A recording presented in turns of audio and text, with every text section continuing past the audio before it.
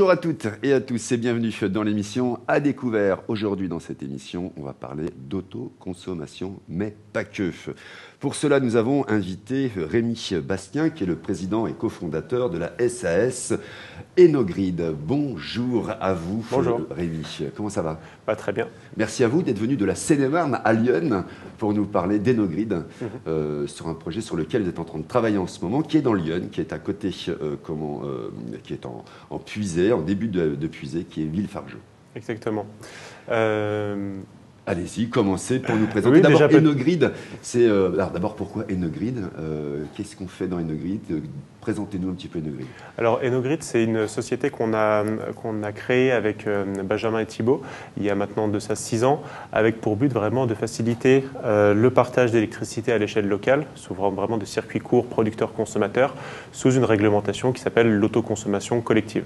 Donc, c'est un terme un petit peu barbare, mais derrière, le principe est assez simple, c'est de dire qu'on va avoir un producteur d'électricité renouvelable, par exemple avec des panneaux photovoltaïques, une petite centrale hydraulique, une éolienne, qui va vouloir partager, vendre son électricité localement, en direct avec des consommateurs.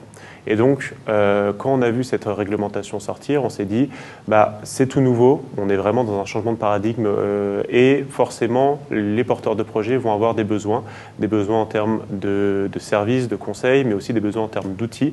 Et c'est tout ça qu'Enogrid, on essaye de construire. Enogrid, donc, est une start-up.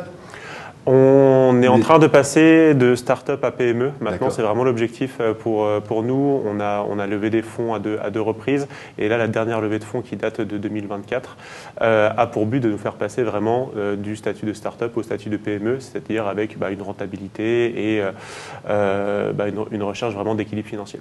Alors, Enogrid, grâce à des outils numériques, parce que c'est ça le cœur de votre métier, et est un accompagnement, aussi l'accompagnement, a pour but de simplifier la mise en place et la gestion des communautés énergétiques, permettant ainsi une transition énergétique plus accessible et efficace. Expliquez-nous ça. Exactement. Comme je le disais, et les outils surtout. Comme je le disais, notre but c'est vraiment d'offrir les outils et les services pour massifier l'autoconsommation collective, le partage d'électricité à l'échelle locale, parce qu'on y croit beaucoup. Notre mission pour nous, on considère que l'autoconsommation collective va permettre à tout le monde de participer à la transition énergétique. Quand on dit tout le monde, c'est le particulier, les gens qui habitent, par exemple, qui sont locataires dans un appartement, qui n'ont pas la possibilité d'installer des panneaux solaires chez eux pour des raisons techniques ou financières ou parce que leur logement ne leur appartiennent pas. Grâce à l'autoconsommation collective, ils peuvent participer à une opération et bénéficier d'électricité verte et locale. Donc c'est ce côté vraiment inclusif des projets qui nous a intéressés, au contraire de l'autoconsommation individuelle qui est finalement réservée à des gens qui ont du foncier, qui ont des capacités techniques et financières. Alors que là, notre but, c'est vraiment de s'adresser à tout le monde. Et on se dit que faire participer tout le monde à la transition énergétique, c'est ce qui va permettre que ça marche concrètement. Pour nous, si la transition énergétique n'est pas partagée, acceptée par tous et n'est pas locale, ça ne peut pas fonctionner. Alors, on va prendre un cas pratique qui est celui justement de la centrale photovoltaïque de Villefargeau. Comment vous travaillez? À quoi ressemble ce projet aujourd'hui, c'est tout début?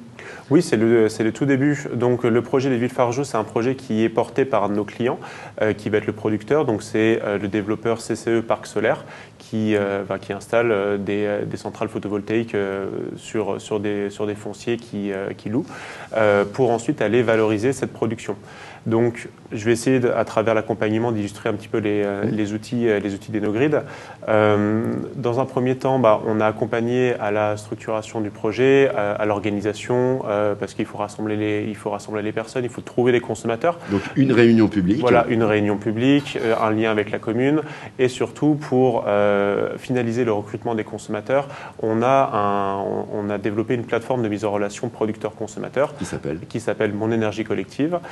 Vous pouvez le retrouver sur le site monenergiecollective.fr et chaque porteur de projet publie, mais rend public son projet et les consommateurs ensuite peuvent s'inscrire au projet. On leur demande quelques informations pour ensuite que le producteur étudie leur candidature. On récupère ces informations qu'on va utiliser dans un autre de notre logiciel qui s'appelle Enolab, où là on va vraiment venir simuler l'autoconsommation collective d'un point de vue énergétique, d'un point de vue économique et financier, pour s'assurer du bon équilibre de l'opération. Est-ce qu'on a un C de consommateur ou à l'inverse pas un C? Est-ce que pour le producteur, le projet va bien être rentable, et est-ce que pour le consommateur, il va avoir aussi un intérêt économique à venir? C'est là qu'on va regarder aussi le prix de vente de l'électricité entre producteur et consommateur. Voilà, on va vraiment une partie très étude, mais qu'on a essayé d'automatiser au maximum via une solution logicielle qui s'appelle Enolab. Et ensuite, demain, quand le projet sera en exploitation, on a une autre solution logicielle qui s'appelle EnoPower, où là, on est vraiment dans un outil de gestion pour la vie de l'opération. Le producteur va pouvoir facturer l'électricité auprès de ses consommateurs. On va gérer le lien avec le gestionnaire de réseau pour décider de la répartition de l'électricité.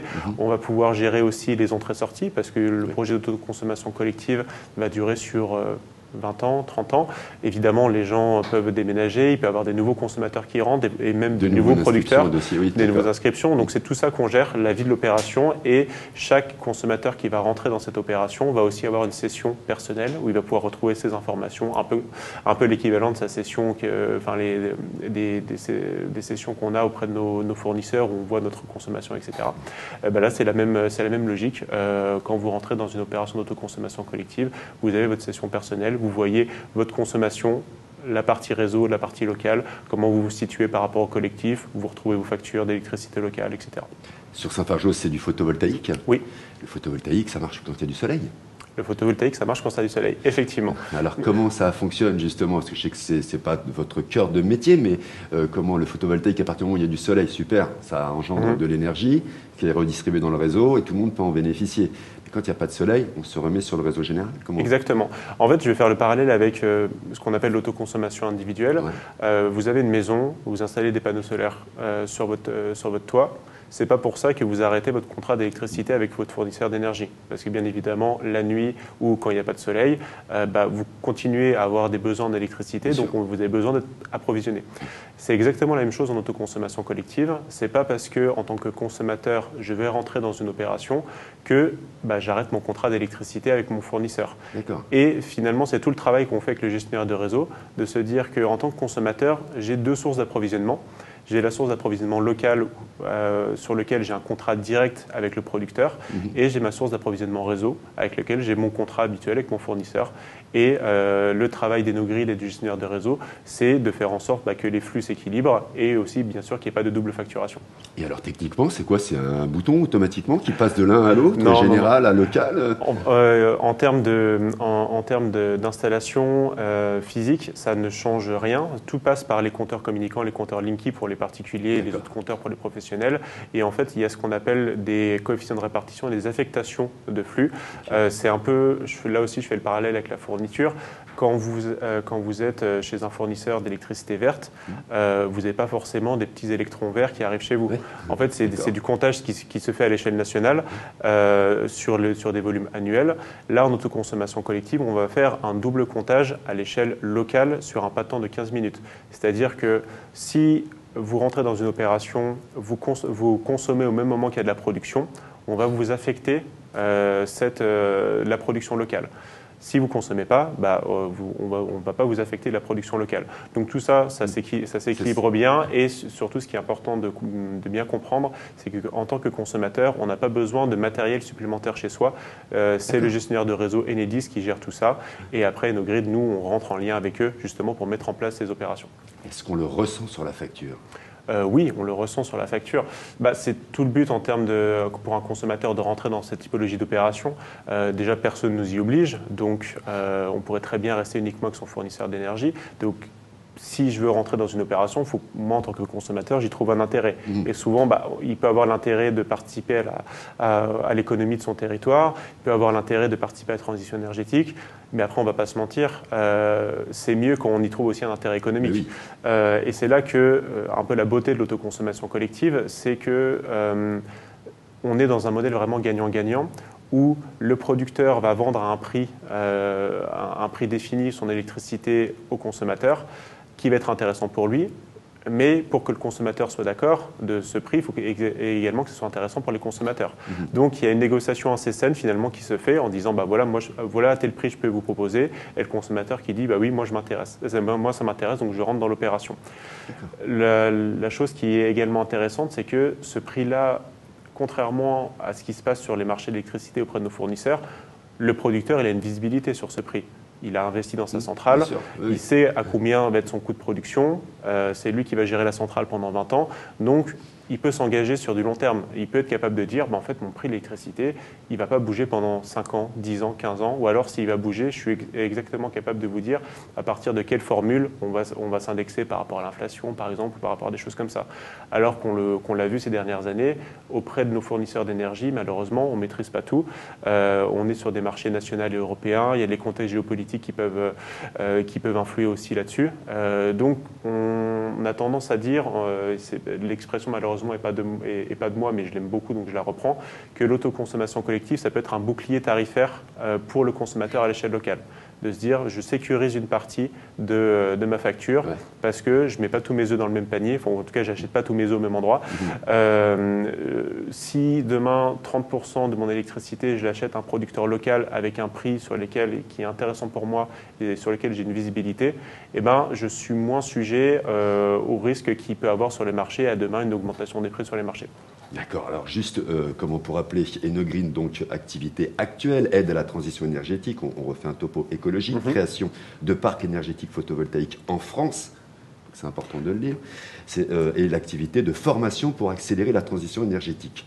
On a juste résumé qui était Enogreen, ça vous va? Oui, allez-y.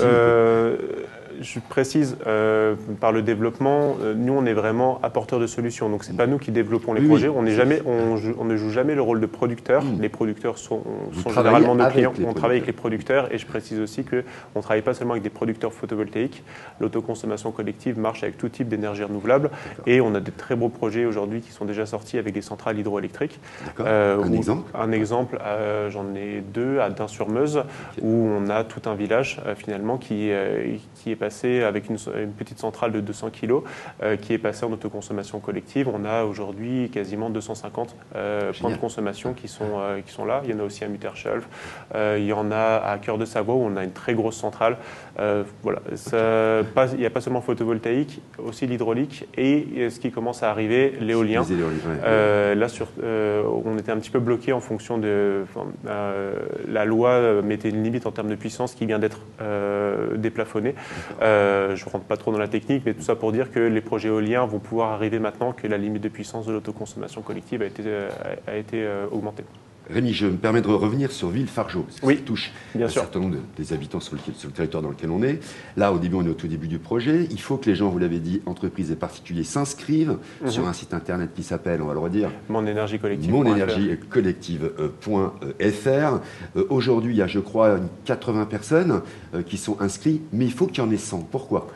Alors, c'est vrai que c'est un objectif qu'on s'est donné avec le porteur de projet, tout simplement parce que sur le projet de Villefargeau, ça va être 1000 panneaux solaires qui vont être installés pour vous donner un peu un ordre.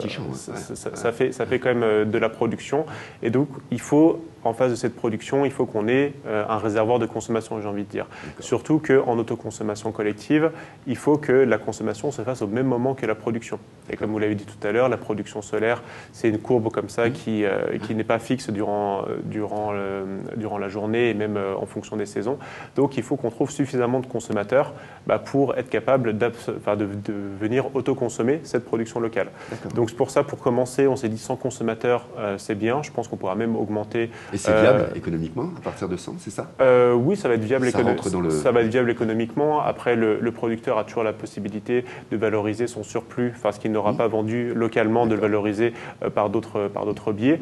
Mais on s'était dit que pour commencer, 100, c'était un bon chiffre. Après, on sait par expérience qu'une fois que c'est lancé, le bouche à oreille continue à bien fonctionner et que les opérations, c'est pas parce qu'il y en a 100 au départ consommateurs que ça va s'arrêter là. On peut faire grossir le projet petit à petit. À condition d'être à 20 km de la centrale, c'est ça? Oui, ça sera à condition d'être à... je crois que là, on va être à 10 km maximum de cette centrale. En fait, pour vous expliquer, sans trop rentrer dans la technique, de manière standard, on on doit avoir une proximité géographique assez forte entre production et consommation quand on veut faire de l'autoconsommation collective. Le standard, c'est on n'a pas le droit d'avoir plus de 2 km de distance entre les participants. D'accord. Ensuite, ça c'est de la perte. Ça c'est la base. Non, c'est la loi qui donne ça. Ensuite, quand on est en zone périurbaine ou en zone rurale, on a le droit de demander des dérogations en fonction comment ça s'appelle, de la situation géographique. De la situation géographique, de la densité de population. Je cherchais le mot. La densité de population des communes. On peut demander à augmenter cette distance à 10 km ou bien à 20 km. Oui, s'il y a un petit hameau. Voilà, c'est ça. Encore une fois, là, le principe, c'est d'arriver à trouver un C de consommateurs à mettre en face de la production. Et donc, c'est le cas de Villefargeau. On est sur un périmètre de 10 km, ce qui fait que les communes voisines qu'on peut toucher, je les ai notées. Alors, excusez-moi si j'écorche le nom. Il y a Chevannes, il y a Pourrin, il y a Lindry, il y a Charbouilly et Saint-Georges en Bolche. En Bolche, très bien. Ça, pour les gens qui nous regardent, connaissent ces communes. De toute façon, quand vous allez sur monenergiecollective.fr, vous notez votre adresse et ça teste l'éligibilité, si vous êtes dans le bon périmètre ou pas. Donc, ça se fait assez simplement. Monenergiecollective.fr, c'est ce site que vous devez retenir, vous qui êtes habitant de Lyon et autour surtout de Villefargeau. Vous avez énuméré les communes qui éventuellement vont pouvoir rentrer en tous les cas sur le projet. Vous travaillez également avec les syndicats d'électrification et en l'occurrence celui de Lyon. Quels sont vos échanges avec notre SDE ? Aujourd'hui, les échanges étaient plutôt sur la partie études, si je ne me trompe pas, parce que j'essaie de ne pas me tromper, parce qu'on travaille aujourd'hui avec beaucoup de syndicats départementaux d'énergie en France, mais on avait pas mal travaillé là-dessus. Comme les syndicats sont pas mal en lien, évidemment, ils représentent les communes et ont récupéré la compétence énergie, notamment sur les petites et moyennes communes des territoires. Souvent, les communes ont des envies de faire de l'autoconsommation collective, à minima pour leur bâtiment, parce que ça a quand même une certaine pertinence de se dire je vais mettre des panneaux solaires sur l'école, mais l'école ne va pas être capable d'autoconsommer à chaque instant, notamment le week-end, vacances scolaires. Donc il peut avoir un intérêt d'aller partager cette électricité avec la mairie, la piscine, les autres bâtiments communaux dans un premier temps, et ensuite si j'ai encore du surplus, de se dire en faire profiter directement les habitants. Donc les communes qui ont envie de développer ces projets souvent se tournent vers leur syndicat départemental d'énergie. Et après, le syndicat départemental, en fonction, ils peuvent s'appuyer sur Enogrid, soit en termes d'accompagnement sous forme de prestations intellectuelles, ou bien on peut venir les outiller. J'ai parlé tout à l'heure de l'outil d'études Enolab. Aujourd'hui, il est utilisé par une petite dizaine de syndicats départementaux d'énergie. Voilà, comme ça, quand les communes veulent faire des études, elles passent par leur syndicat. Le syndicat est outillé avec Enolab et fait l'étude pour la commune. Souvent, ça se passe comme ça. Enogrid, vous l'avez compris, .com, n'hésitez pas à aller faire un tour sur le site internet pour mieux comprendre, parce qu'ils ont aussi un axe social, évidemment. Comment est constituée votre entreprise ? Et je crois que là, vous êtes en train de faire une demande, justement, pour devenir en économie sociale et solidaire. Expliquez-nous un petit peu votre statut à vous. Enogrid, on est une SAS sur la structure parce que on est rentré sur un marché vraiment très nouveau et on savait qu'on allait avoir besoin d'investisseurs. Les investisseurs qu'on a pris sont tous des investisseurs solidaires et à impact. On a notamment fait une levée de fonds participative via la plateforme Lita, donc qui est connue pour son engagement dans l'investissement solidaire et citoyen. Et on a tous nos autres investisseurs font également partie, sont également des investisseurs à impact. Donc déjà, on a fait ce choix-là. Ensuite, on a poussé, nous, en fonction de notre mission qui est de permettre à tout le monde de participer à la transition énergétique dans un esprit de justice sociale. On a poussé un petit peu le raisonnement et même notre gouvernance à être en fait en lien avec l'économie sociale et solidaire. Et là, on espère, on a déposé des demandes pour avoir l'agrément ESUS. On espère avoir la réponse positive bientôt. On vous le souhaite vraiment parce qu'on est très content de vous avoir rencontré. Voilà, on ne connaissait pas forcément ce lien qu'il peut y avoir entre le producteur, le consommateur. Il y a vous, qui permet justement de mettre de l'huile dans les rouages. Exactement.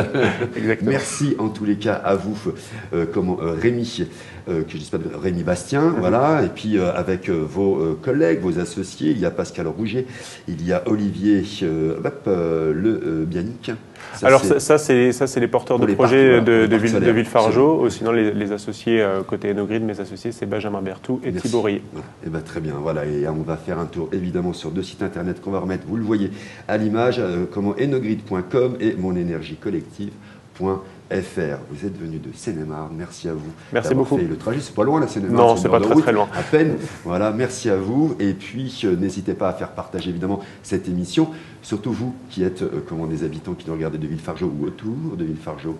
Voilà, partagez, n'hésitez pas à commenter et puis surtout on vous remettra évidemment dans le lien les sites internet de manière à avoir toutes les informations. Merci à vous Bastien. Merci. Monsieur Bastien, très bonne journée. Au revoir. Allez, nous on se retrouve pour une prochaine émission d'À Découvert. En attendant, ce sera le journal d'information locale que vous pouvez retrouver dès vendredi prochain. Voilà, moi je vous souhaite un excellent appétit. Il est environ 19h, je crois, à peu près. Merci à toute l'équipe là-bas. Il y a Salomé, il y a Quentin et il y a Suzy. Bye bye.